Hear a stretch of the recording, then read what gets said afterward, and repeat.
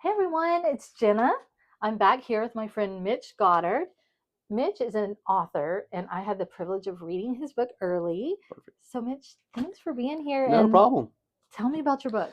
It's Beneath the Flame Azalea. It is based in Western North Carolina, off the Appalachian Trail, and it centers around a former through hiker who hiked the entire Appalachian Trail, who goes back out to do a trail cleanup after Hurricane Helene, which was devastating to the area. He finds a camera with some footage on it, and he starts watching it at home and realizes that it was a fisherman that was attacked by a bear, and then the footage stops. So the whole story is kind of about our hiker Jeff trying to figure out what really happened to this fisherman. And what happened with the bear? Is he still alive? Is he not? And then there's some mysteries about what happened on the trail years before that come back to haunt Jeff in the end. Wow. So, I have to admit, you guys have heard me talk about this before how mysteries, I always figure them out. So, I don't read a lot of them because it's like, oh, challenge me, please. But your book, I kept, we have this forum, and I was saying, here's my theory. And he's like, LOL, that's Not a good close. theory, Not close. but I that know, I did not get that close. was one of the so when went through beta readers and I had some friends read it early on, people that I knew, that was my favorite part. Is they'd be like a third of the way through the book, halfway through the book, and they'd say, "Okay, this is what happens." I'm like, "You're not close." And nobody really. Some people got a little close towards the end, but I do have a twist at the end, which is a little fun, which I like as a reader. I like being Yes. tricked, or not tricked, but surprised Surprised. at the end. Yes. Um, so yeah, I'm glad it worked out for you not to be able to figure it out because you hate that. There's no reason to keep reading the book once you figure Figure it out. out. Yeah. Right. So I'll leave the surprise to the end. I've May revealed I? things. Yeah, I'll reveal things a little bit further on. Have some flashbacks, but This everything's is revealed in the end. really pretty. It's like a hardcover, and I love this. Okay, I have to ask, are you a hiker, Jeff? Yes. Not like Jeff. I never hiked all Oh, sorry. Jeff is the main character. See, I was thinking about it. Mitch, are you a hiker? I'm going to put this right here so you can see. I am a hiker. I did not as much now that I have kids and I live in Memphis, away from a lot of mountains. My family does have a house in Bryson City, North Carolina, where the Mm-hmm. book is based. So when we're going up there for the fourth, I'll do a lot of day hikes. But in Mm-hmm. my youth, I did a lot of hiking. My youngest son is getting into scouts now, so I'm hoping we'll be getting back into it Yes. as I get older. Yes. But I do a lot of fly fishing, which is a big part of the book. Mm-hmm. I've done most of the Georgia and North Carolina sections of the Appalachian Trail. I've not gone up to Maine and gone down. I talked to a lot of people that have. One of Yeah. my good friends in Memphis is a through hiker, so he was my first beta reader. And I Wow. told him, I said, I know you're not used to being a beta reader, but I can take some liberty with the story, but tell me, how far off am I on this? Right. And then Anna had a friend too that is very familiar with the trail and had him read it, and he had a few good things to say, like, hey, I don't think this would happen, and I changed it to try to make it as accurate as possible. Right. But yeah, I've done a lot of hiking, done a lot of camping, a lot of fly fishing, and that's where the idea for the story came. That's what I was going to say. Do you think someday you might do the full trail or no? It'd have to be after the boys in college and maybe in retirement. Right. If my knee, I had a knee surgery a couple I years ago. But if know. my knee holds up, I'd love to do it in retirement. That'd be a big goal. I kick myself all the time for not Mhm. taking a gap year and doing it. Right. Wanted to rush in and start working. I don't get that now, but I I should have know. taken a year and hiked the Appalachian Trail. So this really, I can see where the inspiration of your own hikes shaping the setting and everything, but where did the idea of the missing hiker and the bear, I mean, was it inspired by any actual cases or? Somewhat, yes. So the idea came. I was driving on the road to nowhere out to Nolan Divide, which is an area of the national park, Smoky Mountain National Park. And I was also driving out in July. I saw a bear cub go across the road, Mm, and so then I'm fishing, down in that area. And then it starts hitting you. I'm all alone out here. There's no cell phone service in the park. mm, If a bear comes upon me, what do I do? And my first thought was, well, I guess I'd start taking my phone and making, a video or a voice message to my family. right. And so if something happens, then somebody will find it eventually and know what happened, and I have a last message to go out. Mm, So that happened in July. That next November, I was back in that same spot, and the bears weren't active, but that story was still in my head. and I was walking through some brush, and I actually snapped my flat rod. Oh. So my fishing day was over, and I was about 2 miles from the parking lot in my truck. So I had 2 miles just to walk. Mm. And around that time, Anna had seen, she's like, hey, I'm starting Village Editorial. And I had 2 hours or so to really, it was hiking up and down, and really stopped a few times and really thought about that story. And I was like, hey, I think I have something here. And I've always wanted to write a novel. It's always been a goal of mine. I was about to turn 40. I said, hey, it's time to get this going. So I contacted Anna. I said, hey, do you think this would be a great story? And that's how the whole process started. So Anna said that like you approach this as kind of like your midlife crisis. Yes, it was an inexpensive midlife crisis.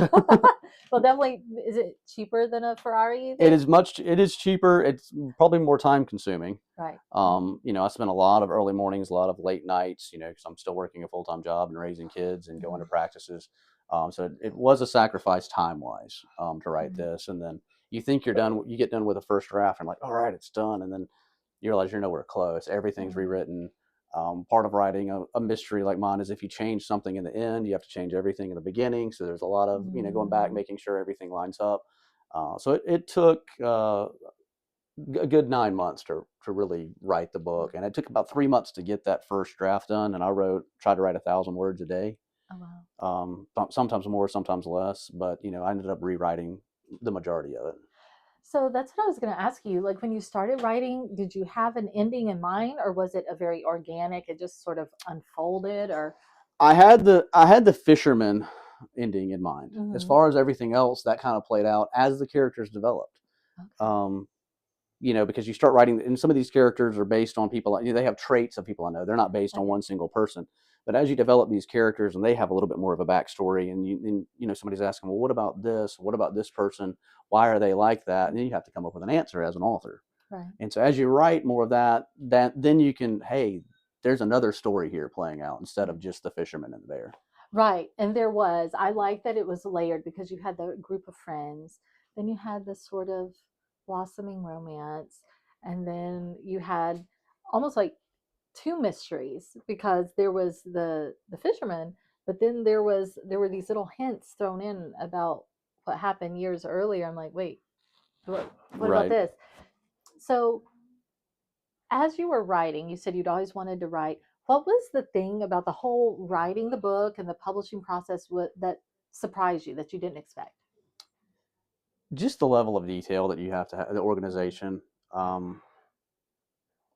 Everybody, a lot of people say they want to write a book.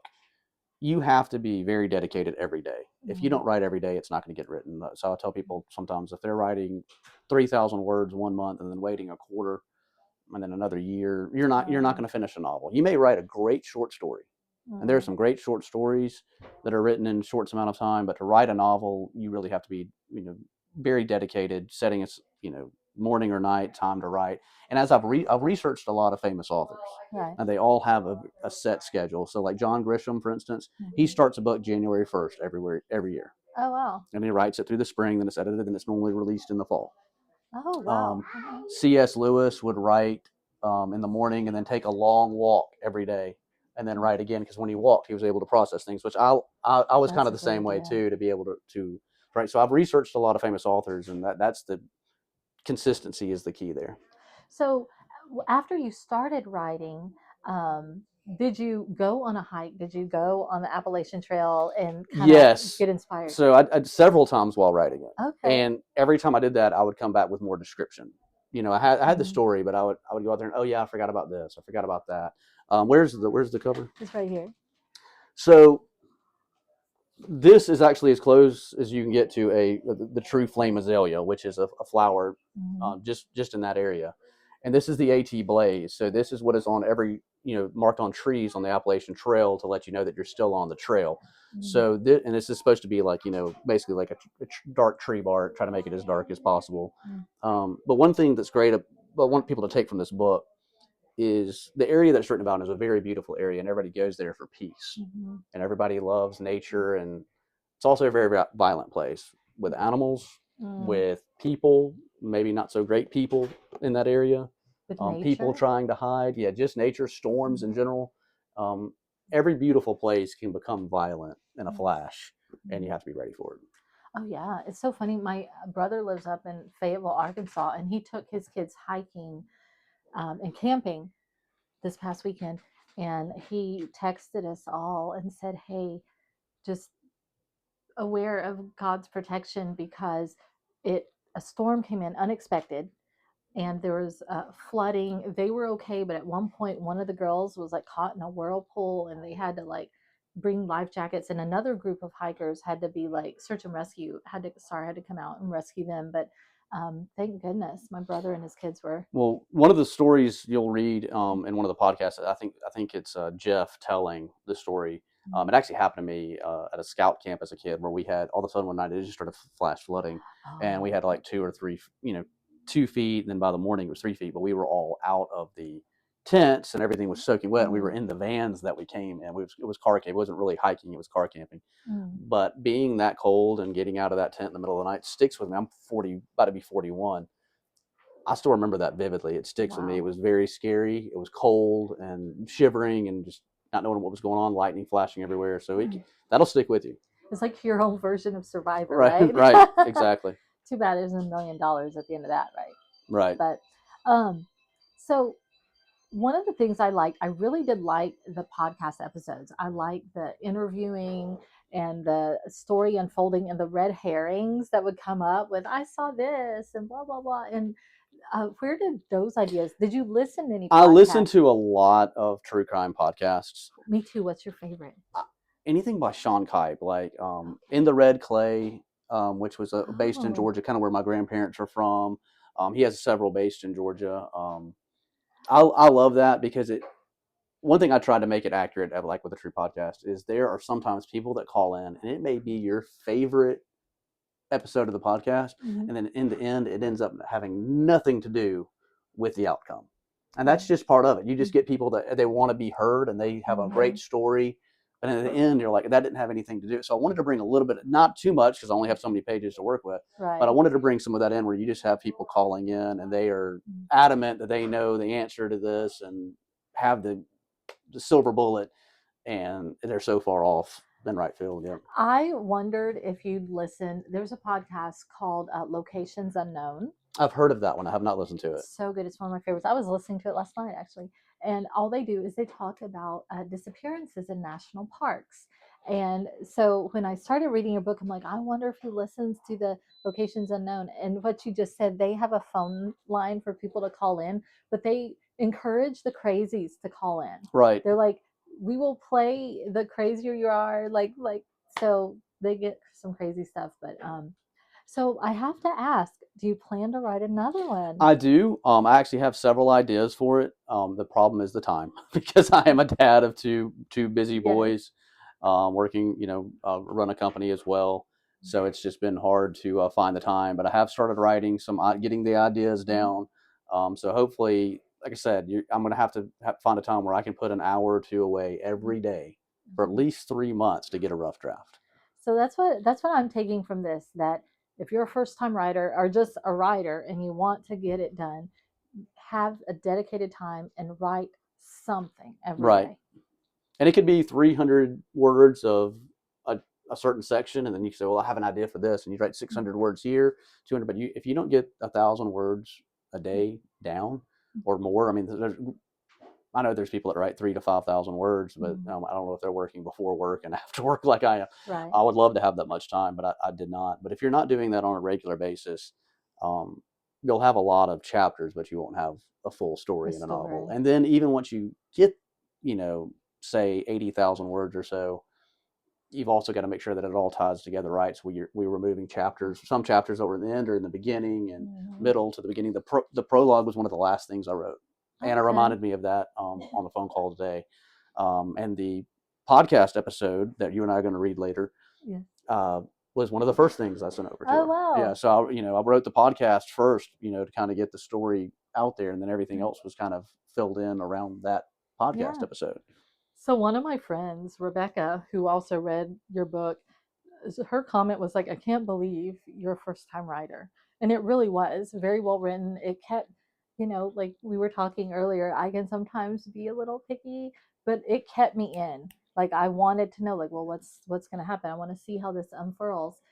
So another thing that I liked about your book is I liked that it taught friendship and the relationships is a big thing. At least I interpreted that way as like, how far do you go for friendships? Like I have my two best friends. We've been friends since we were like 4 or 5 years old. And we always say, like, something goes wrong, call me, I'll help you get rid of the body.